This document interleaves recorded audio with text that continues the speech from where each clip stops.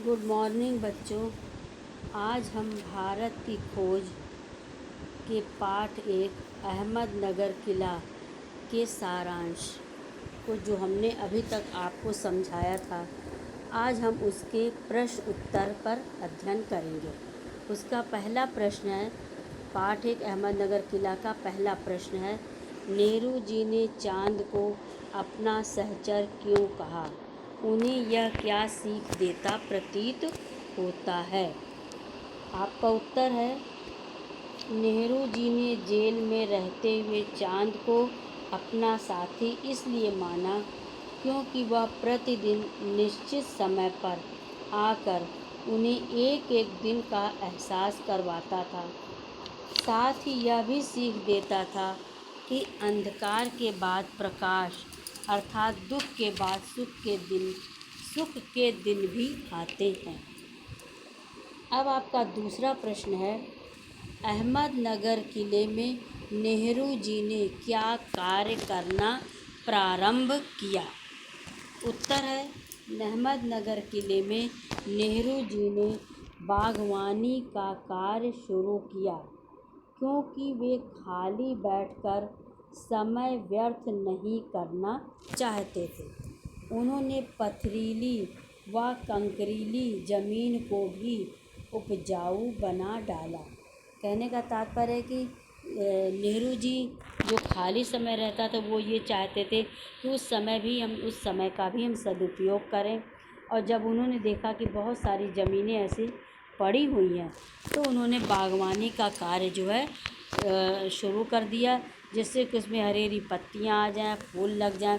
तो उस कंकरीली पथरीली ज़मीन को भी खोद करके उन्होंने उपजाऊ बना डाला था। अब आपके अहमदनगर किला पाठ का तीसरा प्रश्न है, अहमदनगर किले के साथ कौन सी घटना जुड़ी है?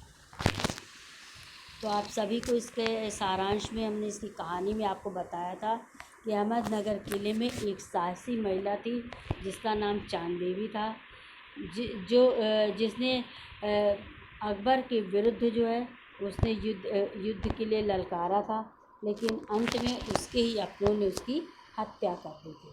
अब आपका प्रश्न है कि अहमदनगर किले के साथ कौन सी घटना जुड़ी है?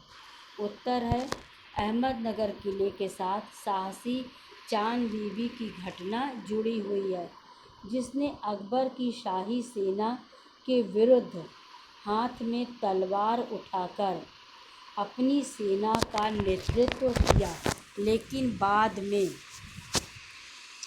उसके अपने ही एक आदमी ने उसकी हत्या कर दी।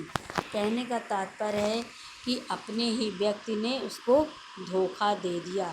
अक्सर ऐसा होता है कि अपने ही धोखा दे जाते हैं।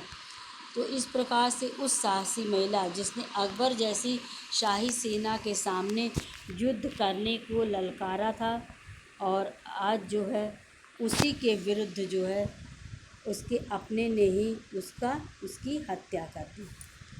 अब इस पाठ का तीसरा और आखिरी प्रश्न है कि नेहरू जी ने कुदाल छोड़कर कलम क्यों उठाई? तो नेहरू जी को जेल में खुदाई के दौरान ज़मीन में से प्राचीन दीवारों के अवशेष एवं कुछ गुंबदों के टुकड़े प्राप्त हुए। अतः नेहरू जी और खुदाई करके जानकारियां प्राप्त करना चाहते थे, लेकिन वहां के अधिकारियों ने इसकी इजाज़त नहीं दी। तो उन्होंने कुदाल छोड़कर कलम उठा ली और अपनी लेखनी के द्वारा लेख लिखकर भारत की जनता के दिलों पे राष्ट्र प्रेम की भावना जागृत करने का प्रयास करते रहे। यानी आता है कि नेहरू जी ने कि कलम जो लिखने का कार्य कर रहे थे, कुदाल जिन्होंने बागवानी का कार्य शुरू किया था, अंत में उन्होंने कलम क्यों उठा ली?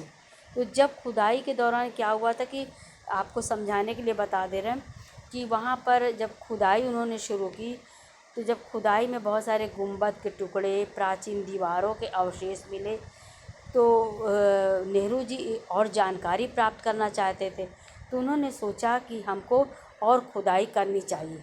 लेकिन वहाँ के आला अधिकारी जो अंग्रेज़ थे, उन लोगों ने खुदाई करने से मना कर दिया।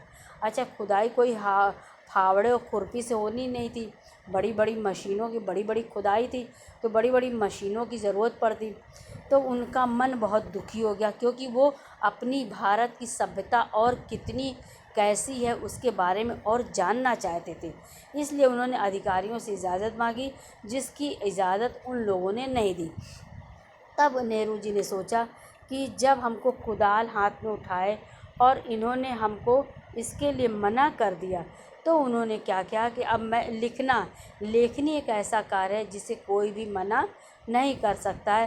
तो उन्होंने सोचा कि क्यों ना मैं कलम उठाऊं और भारत की जनता के दिलों में राष्ट्र प्रेम की भावना अपने लिखने के माध्यम से जागृत करूं, लोगों को एक नया संदेश दूं।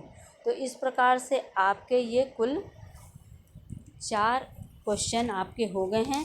आप इन चारों क्वेश्चन के प्रश्न उत्तर जो है लिख लीजिएगा, और उसके बाद हम आपको इसके लघु प्रश्न उत्तर आपको कल के वीडियो में हम आपको भेज देंगे। तो धीरे धीरे करके उन प्रश्न उत्तर को भी आप लिख लीजिएगा, जिससे और धीरे धीरे लिखने के बाद उसे याद करने का भी ध्यान दें। धन्यवाद।